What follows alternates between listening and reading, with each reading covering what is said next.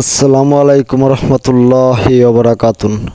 আজকে আপনাদের দেখাবো একটি মৌমাছির বক্সে প্রতিটি ফ্রেমে কী পরিমাণ মধু হলে আপনারা মধুগুলা খুলতে পারবেন। অবশ্যই একটি ফ্রেম আপনারা দেখেছেন কী পরিমাণ মধু হয়েছে আমার ফ্রেমটির মধ্যে। আসলে আপনারা মৌমাছিগুলা ধরে আনেন, বক্সবন্দি করেন, বক্সগুলো সঠিকভাবেই লালন পালন করেন। লালন পালন করার পরে দিয়ে আপনার ধৈর্য সহ সহ্য হয় না, সেজন্য আপনারা কিছুদিন পরে পরেই বক্সগুলা খুলে দেখেন। সেজন্য আপনাদের মৌমাছিগুলা কাজগুলা কম করে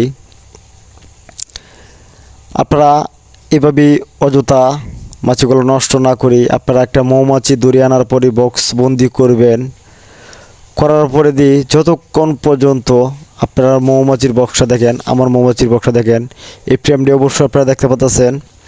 ফ্রেমটি ফুল ফ্রেম মৌমাছি মধু সিল করে নিয়েছি। তো একটি ফ্রেম যদি সিল করে নিয়ে আপনারা বুঝতেই পারবেন কী পরিমাণের মধু হইব। প্রায় 1 কেজির কাছাকাছি মধু হয়ে যাবে আমার এই ফ্রেমটি।